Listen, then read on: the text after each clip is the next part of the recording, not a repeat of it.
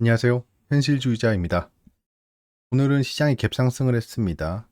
그간 좀 막혀있던 혈이 뚫리는 듯한 느낌이 들었을 텐데요. 이 상승이 지속될지 봐야겠죠. 주말 동안 무엇을 하셨는지 모르겠지만 놀러 가보신 분들은 아실 겁니다. 강원도라든가 근처 놀이공원들이 굉장히 사람이 붐볐죠. 특히나 강원도 가는 길은 굉장히 막혔다고 합니다. 그만큼 국내는 이제 보복여행, 포스트 코로나에 대한 분위기가 형성되고 있습니다. 이는 바로 여행 관련주에 반영이 되겠죠. 그리고 희소식이 하나 들려옵니다. 중국 상하이, 이제 코로나로 인해 봉쇄되었던 공장이 정상화 단계에 접어들고 있다고 합니다. 먼저 좋아요, 구독 한번 부탁드리겠습니다. 이건 돈이 안 드는 거기 때문에 여러분들의 좀 응원이 있으면 제가 더 힘을 내서 방송을 할 수 있지 않을까 합니다. 세계 경제 현황을 보겠습니다. 페드가 또 말했습니다. 지금 미국이 휴장인데 굉장히 좀 큰 영향을 줄 만한 얘기를 했어요. 하지만 이것도 계속 얘기하던 것의 연장선이기 때문에 시장에 큰 충격은 어느 정도 없을 거라고 생각은 합니다. 어떤 말을 했냐? 인플레이션이 지속되면 물가가 계속 올라간단 말이겠죠.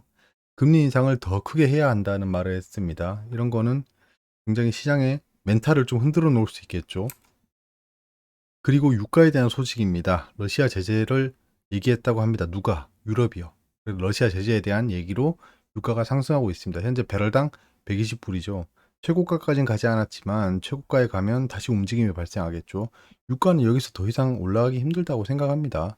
러시아 우크라이나 사태가 아주 장기화될 것도 아닐 것으로 보이고, 만약 그렇게 된다고 해도 계속해서 유가 상승을 불러오진 않겠죠. 그에 대한 오펙에 대한 조치라든가 이런 것들이 유가의 상승을 발목 잡을 겁니다. 자, 그리고 국내 소식입니다. 시티그룹입니다. 삼성의 SDI의 목표가를 하향했는데요. 이 하향이 어느 정도냐 하면 93만이던 기존 목표가를 48만 원으로 낮췄습니다. 약 48%를 목표가 하향시킨 건데요. 약간 좀 의외죠. 예. 어떤 내용을 얘기했냐 하면 각형 전지 소비가 둔화된다. 특히나 완성차 업체들이 배터리를 내재화할 거다라는 얘기를 했습니다. 그냥 이거는 삼성 SDI의 모멘텀은 일단 뒤로 제껴두고 CT그룹은 왜 저 말을 할까를 생각해 보면 좋을 것 같습니다. 왜 저런 말을 할까요? CT그룹이 삼성 SDI가 하락하면 어떤 이익을 볼까요? 예, 아마 매우 높은 확률로 공매도를 했을 거다. 예, 나빠서 공매도를 했는 걸 수도 있지만 공매도를 하고 나쁘다고 얘기하는 걸 수도 있습니다. 그걸 잘 생각해야 되고요.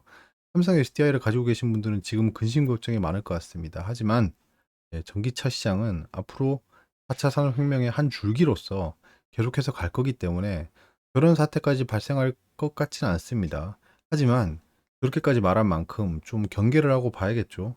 48만 원 인근이 오면 자기들도 적정가가 48만 원이란 거잖아요. 그러면 48만 원이 오면 거기서부터는 사겠죠. 예. 그러니까 최악의 경우에 48만 원부터 추가 매수를 한다는 생각으로 보시는 게 어떨까 합니다. 올해 무역 수지가 158억 불 적자가 전망된다고 합니다. 경제 성장률이 2.6%라고 하죠. 굉장히 낮게 잡았는데요. 그거는 연초부터 시작된 코로나 봉쇄라든가 우크라이나 지정학적 리스크, 인플레이션 등등으로 인해 특히나 우리나라는 원유를 많이 수입하는 나라로서 무역 수지가 좋지는 않을 것으로 보여지죠.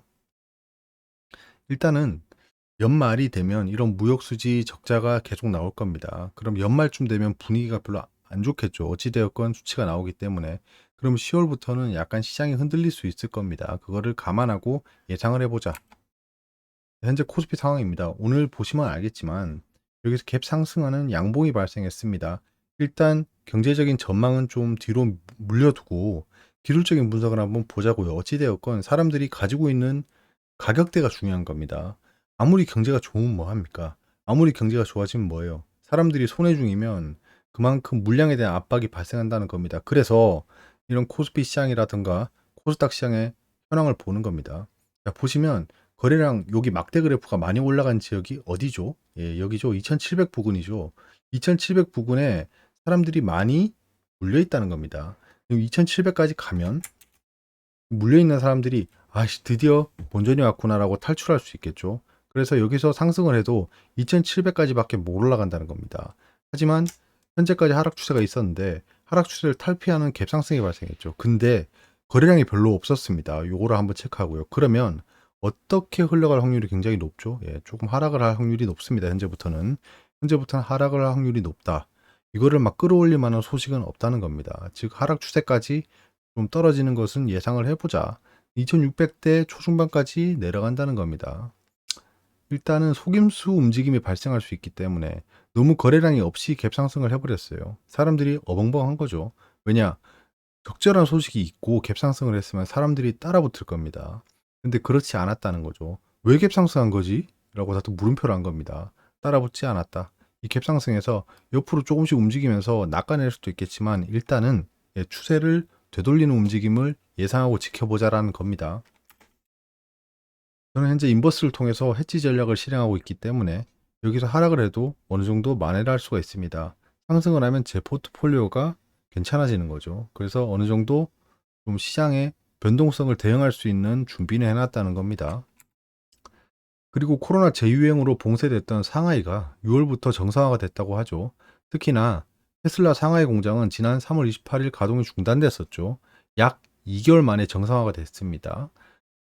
얼마 전까지 계속 악재로 부르짖던 것이 뭐였죠? 코로나로 인해 상하이가 봉쇄에 들어가서 좀 유동이라든가 그런 것들이 안 좋을 거다라는 얘기를 했었죠. 그러면 이게 해소된다라는 겁니다. 우리 시장을 압박하던 큰 악재들 중 하나가 사라지고 있습니다. 사라지고 있다. 이거를 한번 상기해 보고요. 자, 골드만삭스도 얘기했습니다. 전기차 대중화로 배터리 금속의 강세장이 끝난다라고 경고를 했습니다. 코발트, 리튬, 니켈 세 개 핵심 배터리 금속의 가격이 향후 2년 동안 하락한다. 하락한다라는 거죠. 그럼 배터리 단가가 떨어지겠죠. 그럼 배터리 업체들의 이윤이 떨어질 겁니다. 근데 수요는 늘어나고 있고 공급도 확실히 늘어나고 있습니다. 배터리 관련 그 KT라던가 업체들이 많죠. 걔들이 공급하는 물량은 계속 늘어날 거기 때문에 가격이 떨어진다라는 거죠.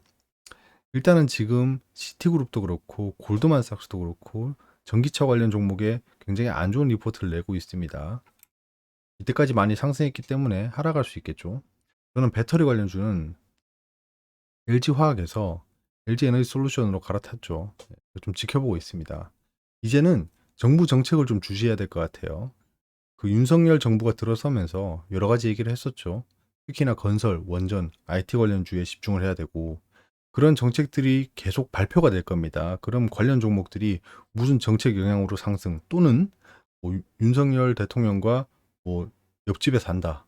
옆집에 사장이 옆집에 산다 이러면서 또 난리를 치겠죠. 그런 것들을 좀 지켜봐야 된다는 겁니다. 그리고 포스트 코로나. 예, 포스트 코로나는 이제 피부에 와닿고 있습니다. 하지만 시장에 반영되고 있진 않죠. 하지만 시장에 반영되는 걸 확인하고 나면 늦는다는 겁니다. 막 나중에 뉴스가 막 난리 날 거예요. 뭐 여행이 뭐 터져 나간다. 뭐 사람들 보복 여행, 뭐 기름값 비싸지만 사람들 여행 수요는 뭐 폭발적으로 상승 중. 그때 그 포스트 코로나 관련주를 보면 이미 늦었다는 겁니다. 이미 막 천장권에 가 있을 거예요. 그래서 한번 이런 거에 베팅을 해보자라는 겁니다. 그리고 제가 하락했을 때 한번 얘기 드렸던 종목입니다. 바이오 관련주의 움직임을 좀 봐야 된다고 생각합니다. 저는 바이오 관련 포트를 계속 유지하고 있었고 하락할 때마다 지속적으로 추가 매수를 하고 있었습니다. 근데 바이오에 대한 움직임이 좀 보이고 있어요. 최근에 원숭이 두창 관련주 움직임이 있었습니다. 바이오에 대한 관심이 좀 부각되는 타이밍이 될 겁니다. 특히 차백신 연구소가 오늘 거의 상한가를 갔었죠. 근데 이 움직임은 너무 인위적이었어요. 네, 왜냐하면 원숭이 두창 확산 중, 뭐 사망자 지속 발생 이렇게 해서 상한가를 가면 모르겠는데 아무런 소식도 없었는데 갑자기 오후장에 상한가를 가버렸죠. 그럼 이유가 없다는 겁니다. 사람들이 갑자기 뭐 온 우주의 기운이 모여서 차백신 연구소 매수를 해야 돼. 사람들이 갑자기 눈이 풀면서 막 매수 누르고 있었던 게 아니라면 그 타이밍에 상승할 이유가 없었다는 거죠. 이런 걸 보면 약간은 좀 기획적이다라는 게 보여집니다. 그런 걸 다 떠나서 바이오 관련주에 대한 좀 관심이 올라갈 것이라 여겨집니다. 다시 한번 말씀드리지만 관리 종목 지정 우려가 있는 종목들이 있습니다. 특히 올해 이제 연 중간까지 왔지 않습니까? 연말이 되면 조심해야 될 타이밍이 오는 거죠. 그래서 관리 종목 지정 우려가 있는 종목들은 초반에 상승하는 걸 좀 조심해야 됩니다. 언젠가 제가 관리 종목 우려가 있는 종목들을 정리해서 이런 종목들이 관리 종목이 될 수 있습니다라고 한번 말씀드려 보겠습니다. 그때까지는 좀 섣부르게 투자하지 말고 관망하는 게 어떨까 합니다. 한마디 요약해 보겠습니다. 부서에 높으신 분들이 물어보면 이렇게 대답하면 어떨까라고 제안 드립니다. 글로벌 증시에 영향을 크게 줬던 코로나 상하이 봉쇄가 해제되고 있습니다. 그간 물렸던 사람들에 대한 매물이 해소되면 하락에 대한 압박은 사라지지 않을까 합니다. 계속 말씀드렸던 정책, 포스트 코로나, 바이오를 집중하면 되지 않을까 합니다.